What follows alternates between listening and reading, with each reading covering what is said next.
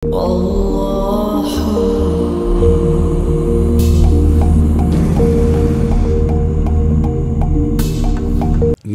व नुसल्ली अला रसूलिल करीम।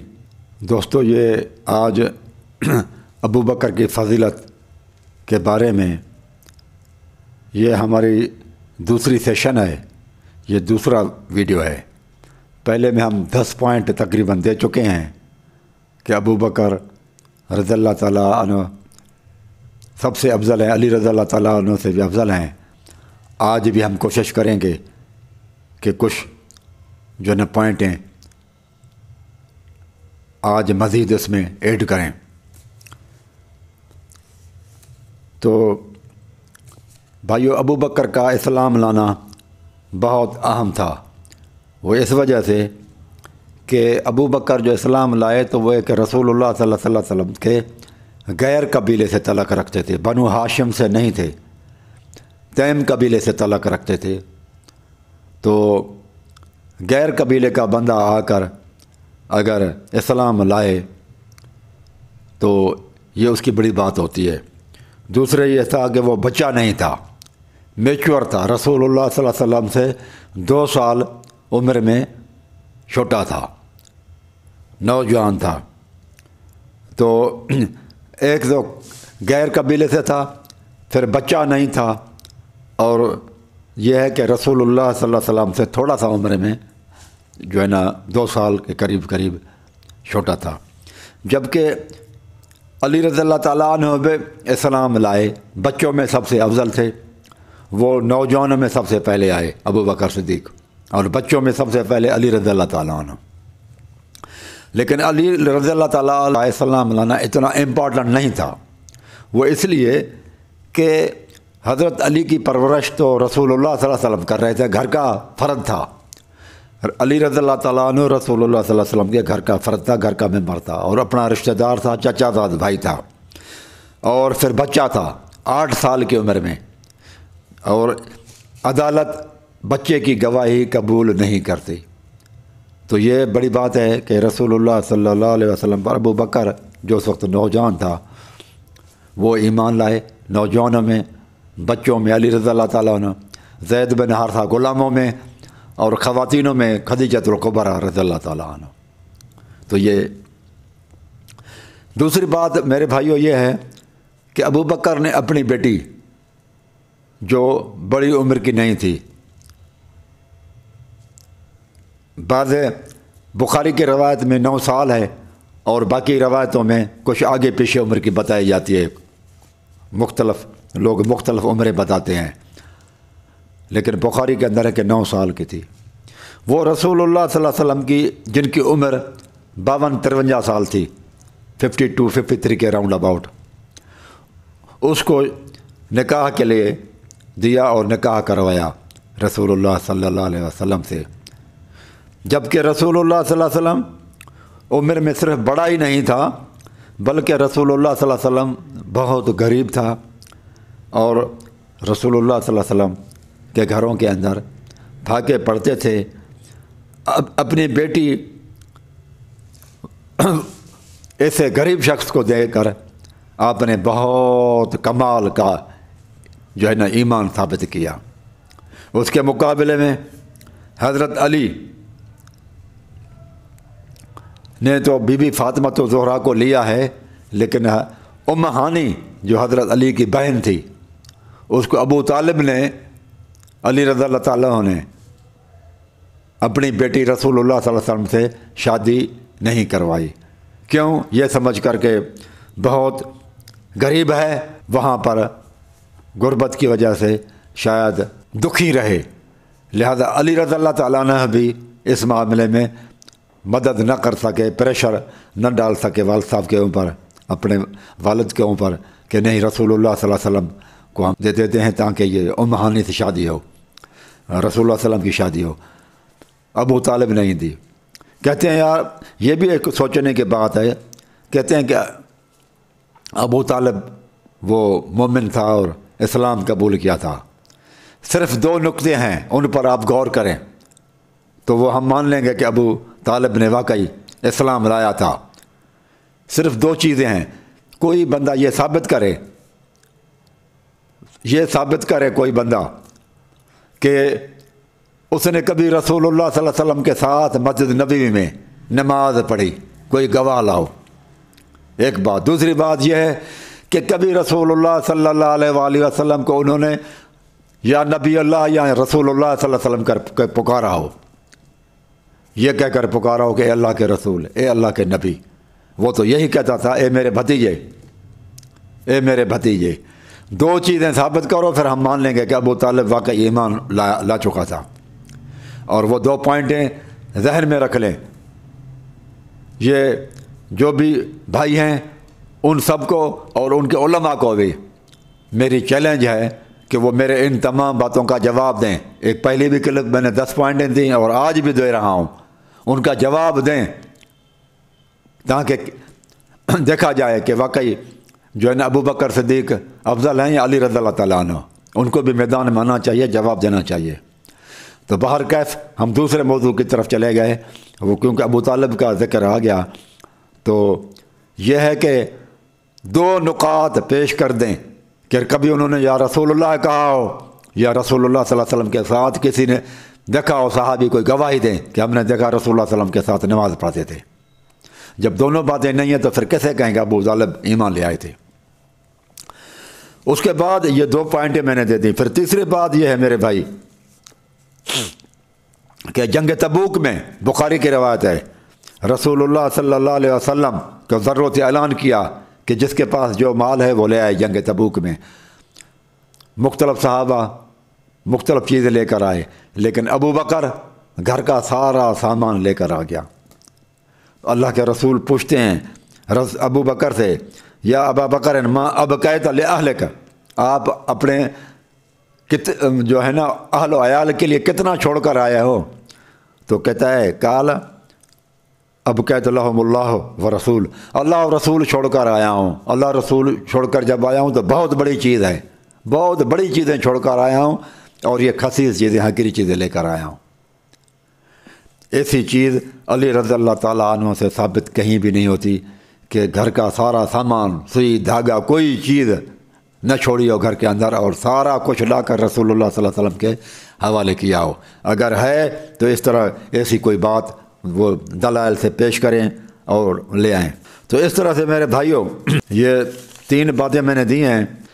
چوتھی بات یہ ہے کہ کسی بھی جنگ میں رسول اللہ صلی اللہ علیہ وسلم ابو بکر اور عمر کو پیچھے نہیں چھوڑا۔ بتائیں کہ کس جنگ میں ابو بکر اور عمر کو رسول اللہ صلی اللہ علیہ وسلم نے چھوڑا ہو؟ ہاں، تبوک کی جنگ میں علی رضی اللہ تعالیٰ عنہ کو رسول اللہ صلی اللہ علیہ وسلم ساتھ لے کر نہیں گئے تھے، لیکن جنگ فتح ہوئی۔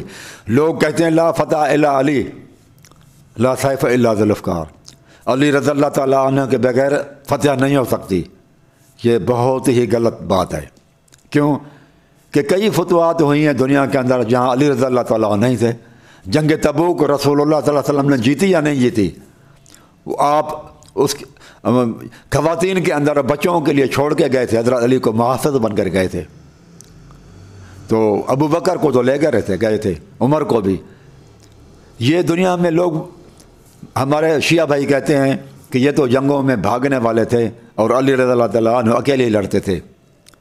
یار یہ دنیا میں کوئی بندہ ایسا ہے کائنات میں دنیا میں دکھاؤ جو بھاگنے والے لوگوں کو لے جائے اور جو ہر چیز فتح کرے، فتح جس کا مقدر ہو، اور واپس لوٹے ہی نہیں جب تک فتح نہ کرے اور اس کو وہ نہ لے جائے۔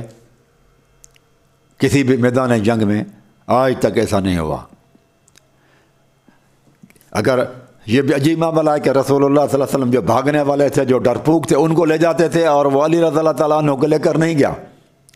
یہ جو ہے نا ان لوگوں کے عقائد پر ضرب لگانے کے لیے اللہ تبارک و تعالیٰ نے رسول اللہ صلی اللہ علیہ وسلم کو کہا کہ علی کو بٹھا کے جائیں اور ابو بکر کو لے جائیں تاکہ ان کو پتہ چل جائے کہ نہیں، علی کے بغیر بھی فتح ہو سکتی ہے۔ لہذا یہ بات بھی غلط ہو گئی۔ کیا حضرت عمر رضی اللہ تعالیٰ عنہ نے ایران کو فتح نہیں کیا اپنے حکومت میں؟ اور روم کو کس نے شکست دی؟ کیا علی رضی اللہ تعالیٰ عنہ گئے تھے وہاں پر؟ کوئی علی رضی اللہ تعالیٰ عنہ نہیں گئے، لیکن ایران کو فتح کروایا۔ حضرت عمر کا ذکر تھا یہ۔ इस तरह से रूम से टक्कर खाई, रूमियों को, ईसाइयों को शिकस्त दी, ईसाई गवर्नमेंट को भी फतह किए। और ये आपको जो है ना 2 सल्तनतें थी उस वक्त रसूलुल्लाह सल्लल्लाहु अलैहि वसल्लम के ज़माने में, बड़े में बड़े, जैसे आजकल अमेरिका और रूस है, यहाँ चीन है और अमेरिका है, इस तरह के 2 सुपर पावर थे। 2 सुपर पावरों को किसने शिकस्त दी थी? उमर रज़ी अल्लाह तआला अन्हु। लिहाजा ये कहना कि ला फतह इल्ला अली ला सैफ इल्ला ज़ुल्फ़िकार, ये बिल्कुल गलत बात हो रही है। ये साबित हो गया कि ये जो है ना शेर जिसने बनाया उसने गलती की है बनाने में। अली रज़ी अल्लाह तआला अन्हु के बगैर फतवात हुई हैं। अमीर माविया रज़ी अल्लाह तआला ने बहुत फतवातें की हैं। ये चीचन जो जंगजू हैं रशिया के अंदर, ये बनु उमैया के दौर में तो गए थे, ये उन्हीं की तो औलादें हैं। ये स्पेन वगैरह इधर दूसरे ममालिक में, अफ्रीका वगैरह पर ये उमर रज़ी अल्लाह और हज़रत अमीर माविया के दौरों के अंदर तो थे। ये इतने लोग कलमे पढ़ने वाले हैं। ठीक है, रसूलुल्लाह सल्लल्लाहु अलैहि वसल्लम की हदीसें अमीर माविया के शान में तो कम है, मैं मानता हूँ, लेकिन ये तो देखें कि इतनी फतवातें की इन लोगों ने जो कलमा पढ़ा और जब मुसलमान हुए हैं और ये मुस्लिम हुए हैं, ये आज तक उनका सवाब लाखों करोड़ों के हिसाब से उनको नहीं मिल रहा। एक तरफ अगर कम है तो दूसरी तरफ तो बहुत ज़्यादा है। वो रसूलुल्लाह सल्लल्लाहु अलैहि वसल्लम से ठीक है, उसके बारे में अगर रवायतें शान के अंदर, फजीलत के अंदर अमीर माविया के लिए कम है, तो क्या ये इतनी जो फतूहात वगैरह की हैं, और नेवी का सबसे बड़ा कमांडर तो माविया था, और ये इतने जो लोग जिन्होंने जो कलमा पढ़ रहे हैं आज तक, उनकी नस्लें जो मुस्लिम हुए, तो वो सवाब एक भी बंदा इस्लाम कबूल करे तो पता नहीं कितने सुर्ख ऊँटों का सवाब है, सुर्ख ऊँटों से ज़्यादा है एक कलमा पढ़ ले। ये इतने लोगों को उन्होंने कलमा पढ़वाया तो आज तक उनकी औलाद चली आ रही है, तो मुझे बताओ ये किसको सवाब जाएगा? ये भी तो तोले जाएंगे ना अमाल। और ये सारा फतवात के हिसाब से अमीर माविया जो है ना, वो जो ये इतना लोगों को उन्होंने कलमा पढ़ाया, तो ये उसका जो है ना बहुत ज़्यादा है अमाल नामे में तो लेंगे ये चीज़ें। तो ये कहना कि अली रज़ी अल्लाह तआला अन्हु के बगैर जंग नहीं जीती सकती, नहीं, अबू बकर चले गए, उमर चले गए, रसूलुल्लाह सल्लल्लाहु अलैहि वसल्लम के साथ थे और उन्होंने अल्हम्दुलिल्लाह जंग जीती हैं बगैर अली रज़ी अल्लाह तआला। शिया भाई कहते हैं कि इमामुल मुत्तकीन है अली रज़ी अल्लाह तआला अन्हु, इमामुल मुत्तकीन है। अज़ान के अंदर भी अल्फाज हैं कि वो खलीफा है मुत्तकीन का, मोमिनीन का, मोमिनों का। लेकिन रसूलुल्लाह सल्लल्लाहु अलैहि वसल्लम मोमिनों का भी खलीफा था और गैर मोमिनीन का भी खलीफा था। इस्लाम को मानने वाले भी थे और जो ईसाई वगैरह यहूदी थे वो भी जज़िया देते थे, उनको वो भी उनको खलीफा मानते थे। जिस तरह से रसूलुल्लाह सल्लल्लाहु अलैहि वसल्लम खलीफा बने, अबू बकर, उमर, उस्मान इस तरह से बने। लेकिन शिया भाइयों के बिकोले उनके आज़ान में भी अल्फाज आते हैं कि इमामुल मुत्तकीन अली वलीउल्लाह, अली तो सिर्फ हुक्मरान है मुत्तकियों का, और रसूलुल्लाह सल्लल्लाहु अलैहि वसल्लम मुत्तकी और गैर मुत्तकी दोनों के लिए था, हुक्मरान था। तो इसका मतलब ये हुआ कि अली रज़ी अल्लाह तआला अन्हु रसूलुल्लाह सल्लल्लाहु अलैहि वसल्लम की तरफ जिस तरह से नायब को होना चाहिए, कायम मकाम को होना चाहिए नायब, वो तो उसी तरह से होना चाहिए जिस तरह से जिसका आप नायब बनते हैं, जो असल है। असल रसूलुल्लाह सल्लल्लाहु अलैहि वसल्लम है। आप देखें अबू बकर, उमर, अली रज़ी अल्लाह तआला अन्हु नहीं, अबू बकर, उमर, उस्मान रसूलुल्लाह सल्लल्लाहु अलैहि वसल्लम के तरीके पे खलीफे बने, यानी कि मुत्तकियों के भी, गैर मुत्तकियों के भी, अलैहिस्सलाम के भी, ईसाइयों यहूदियों के भी। लेकिन अली रज़ी अल्लाह तआला अन्हु के लिए शिया भाई खुद कहते हैं कि वो इमामुल मुत्तकीन है, बस, यानी कि वो सिर्फ मुत्तकियों के इमाम है। लेकिन मेरे हिसाब से ये है कि नहीं, चौथा जब खलीफा अली रज़ी अल्लाह तआला अन्हु बने तो चौथे खलीफे के हिसाब से वो भी रसूलुल्लाह सल्लल्लाहु अलैहि वसल्लम के नायब हैं। लेकिन पहले खलीफे के हिसाब से अगर हम माने तो रसूलुल्लाह सल्लल्लाहु अलैहि वसल्लम का नायब नहीं बनते, इसलिए कि रसूलुल्लाह सल्लल्लाहु अलैहि वसल्लम मुत्तकी और गैर मुत्तकी सबके लिए थे। लेकिन शिया भाई कहते हैं सिर्फ मुत्तकियों का इमाम है, तो ये खुद उनके अकीदे के ही खिलाफ है। तो ये भी बात है मेरे भाइयों, दुश्मन की ये कोशिश होती है कि किसी भी बंदे का खास दोस्त उसको मैं किसी तरह से तोड़ दूं, ताकि जब वो टूट जाएगा इसके साथ, इसकी दोस्ती उसके साथ टूट जाएगी तो ये फिर कुछ नहीं कर सकेगा, ये कमज़ोर हो जाएगा। इसलिए मक्के के मुशरिकीन कुरैशी ये समझते थे कि रसूलुल्लाह सल्लल्लाहु अलैहि वसल्लम का پکا اور سچا وفادار دوست اور جو بہت ہی ایکٹیو ہے معاملے میں اور جو خاص الخاص بندہ ہے وہ تو ابو بکر ہے، علی نہیں ہے۔ اس لیے کیا کیا انہوں نے؟ ابو بکر کو توڑنے سے کے لیے بڑے بڑے انہوں نے حربے استعمال کیے۔ مثلا یہ کہا کہ ابو بکر کے بیٹی کے اوپر تہمت لگا دی منافقین نے، تاکہ ان کے درمیان میں اللہ اور رسول اور ابو بکر کے درمیان میں رفٹ پڑ جائے، اختلافات بڑھ جائیں۔ لیکن ابو بکر نے پھر بھی کوئی اختلاف رسول اللہ صلی اللہ علیہ وسلم سے نہیں کیا۔ یہ حربہ چلایا انہوں نے رسول منافقین نے کہ یہ جو ابو بکر خاص الخاص بندہ ہے اس کو ہم توڑیں تو رسول اللہ صلی اللہ علیہ وسلم شاید کمزور ہو جائیں گے۔ لیکن ابو بکر نے یہ سازش ناکام بنا دی۔ پھر کہ معراج کی رات کو آئے اور ابو بکر کے پاس سیدھے ابو جہل والے گئے، کہتے ہیں آج تو آپ جو ہے نا وہ سوچیں کہ ایک ہی رات کے اندر 1000 میل، ہم تو بیت المقدس نہیں جاتے، بیت المقدس کا جو ہے نا سفر سواری پہ جائیں، اونٹوں پر جائیں، گھوڑوں پر جائیں، 1 مہینے کا ہے، اور آپ کا دوست کہتا ہے میں ایک ہی رات کے اندر معراج کر کے آیا ہوں، بیت المقدس بھی گیا ہوں، پھر وہاں سے عرش معلیٰ پر اللہ تبارک و تعالیٰ کے پاس سے ہو کر آیا ہوں، بات چیت کی ہے، جنت دیکھی ہے، دوزخ دیکھے ہیں، اور 7 آسمان کراس کر کے گیا ہوں۔ پھر ان کو توڑنے کی کوشش کی، ابو بکر کے پاس چلے گئے تو ابو بکر نے کہا نہیں، میں نے مانا ہے، کیونکہ اس نے کبھی زندگی میں جھوٹ بولا ہی نہیں۔ وہ علی رضی اللہ تعالیٰ عنہ کی طرف نہیں گئے، ابو بکر کے پاس ہی جاتے رہے، کیونکہ وہ ابو بکر کو علی رضی اللہ تعالیٰ عنہ سے زیادہ سمجھ رہے تھے کہ یہ خاص بندہ ہے، یہ کسی طرح سے ٹوٹ جائے ہماری طرف آ جائے، اس لیے ابو بکر کو زیادہ تکلیفیں دی گئی۔ اسی طرح سے نماز وہ پڑھائے، امامت کرے جو سب سے افضل ہو۔ یہ فروع کافی جلد نمبر 3 صفحہ نمبر 376 مطبوعہ ایران میں لکھا ہوا ہے۔ اور علی رضی اللہ تعالیٰ نے ابو بکر کے پیچھے نماز پڑھ کر یہ ثابت کیا کہ ابو بکر افضل ہے، اور بیعت بھی کی ابو بکر کی۔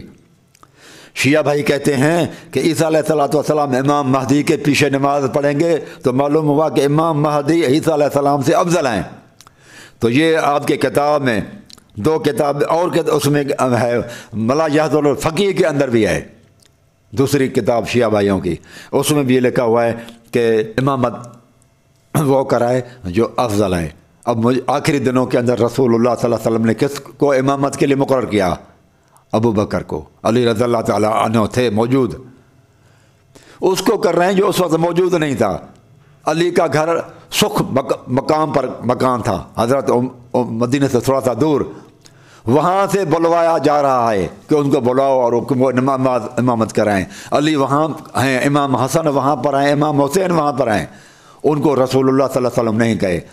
اگر آپ کہتے ہیں کہ اللہ تبارک و تعالیٰ نے علی رضی اللہ تعالیٰ عنہ کے لیے رسول اللہ صلی اللہ علیہ وسلم کو حکم دیا کہ یہ ہیں آپ کے بعد آپ کا نائب اور خلیفہ برحق، تو مجھے بتاؤ پھر رسول اللہ صلی اللہ علیہ وسلم نے اس برحق کے خلیفے کو رسول اللہ صلی اللہ علیہ وسلم نے تو نہیں کیا۔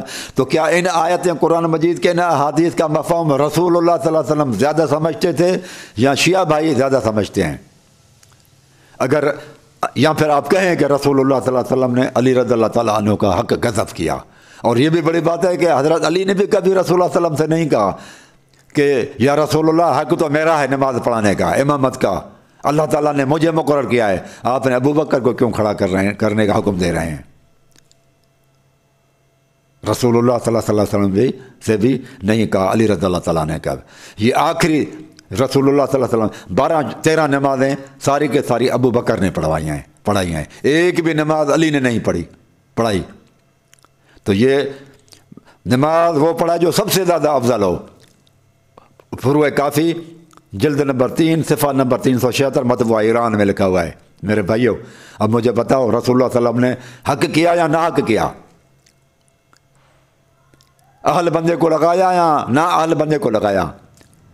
اگر آپ کہتے ہیں کہ نہ اہل بندے کو لگایا تو پھر یہ رسول اللہ صلی اللہ علیہ وسلم پر آپ کا اعتراض ہوگا، یا پھر یہ ثابت کریں کہ اگر آپ کہتے ہیں کہ حضرت علی نے نماز ان کے پیچھے نہیں پڑھی تو کہاں پڑھتے تھے حضرت علی نماز؟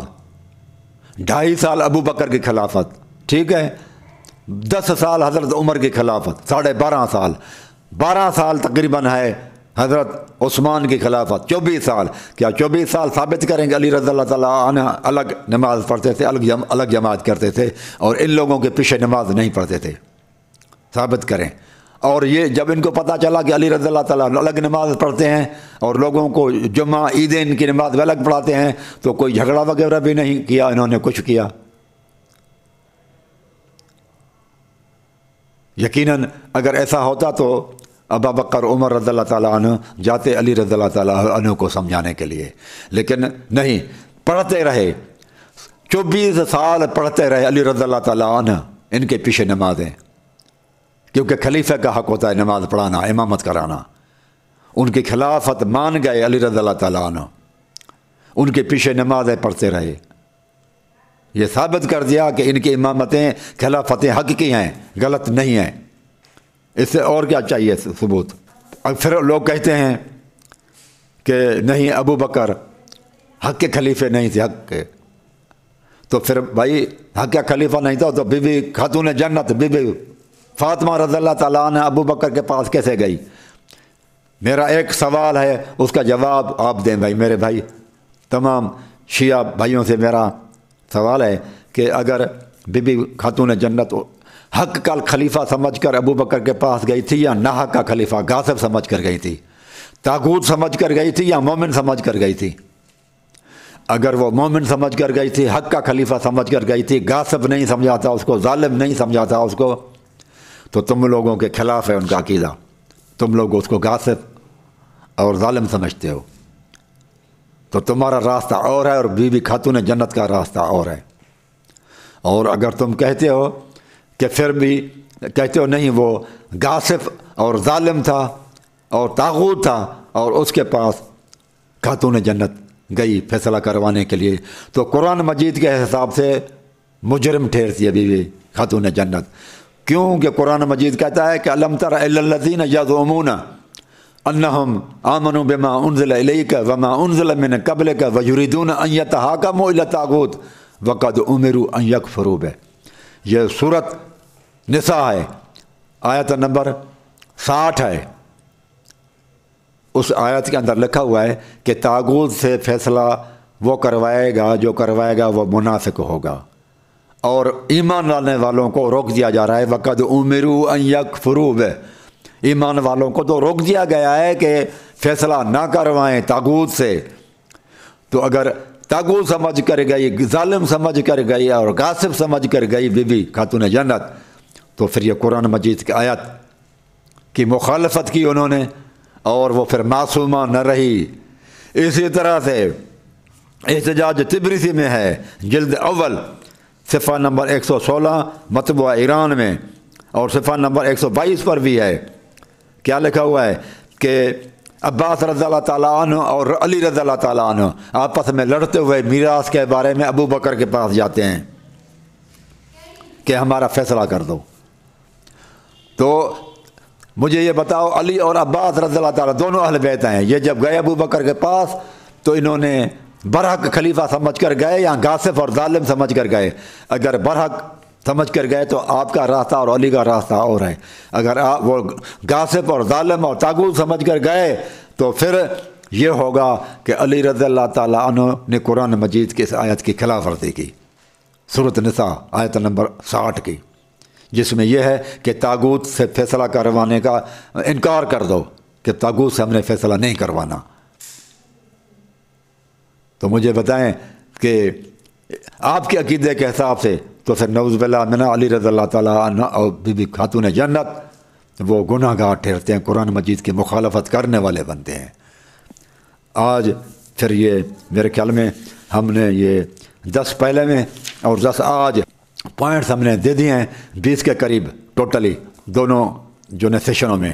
آج کا سیشن یہ دوسرا ہے، انشاءاللہ یہ سلسلہ چلے گا، کئی سیشن ہوں گے انشاءاللہ العزیز، میں اس کو پھر اگلی مرتبہ انشاءاللہ پھر پیش کریں گے۔ اقول قولی ھذا استغفر اللہ استغفر اللہ۔